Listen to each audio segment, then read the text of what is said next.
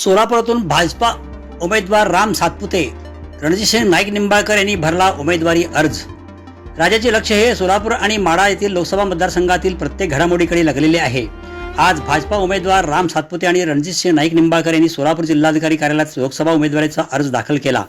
भाजपाच्या दोन्ही उमेदवारांनी आज अर्ज दाखल केल्यामुळे आता प्रचारामध्ये रंगत वाढणार असून खरी लढत सुरुवात होईल।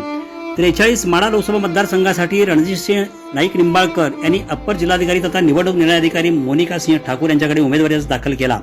यावेळी रणजितसिंह नाईक निंबाळकर यांच्यासोबत आमदार संजय शिंदे, आमदार बबन शिंदे, आमदार शहाजी पाटील आदी मान्यवर उपस्थित होते। 42 सोलापूर अनुसूचित जाती लोकसभा मतदारसंघासाठी राम सातपुते यांनी जिल्हाधिकारी तथा निवडणूक निर्णय अधिकारी कुमार आशीर्वाद यांच्याकडे आज उमेदवारी अर्ज दाखल केला। जिल्हाधिकारी कुमार आशीर्वाद यांच्याकडे उमेदवारी अर्ज दाखल करताना भाजपा आमदार राम सातपुते यांच्यासोबत आमदार सुभाष देशमुख, माजी आमदार राजन पाटील, विकास वाघमारे तसेच भाजपाचे पदाधिकारी उपस्थित होते। तसेच आमदार राम सातपुते यांच्या पत्नी संस्कृती सातपुते यांनी ही पूरक म्हणून आपला उमेदवारी अर्ज जिल्हाधिकारी कुमार आशीर्वाद यांच्याकडे दाखल केला आहे।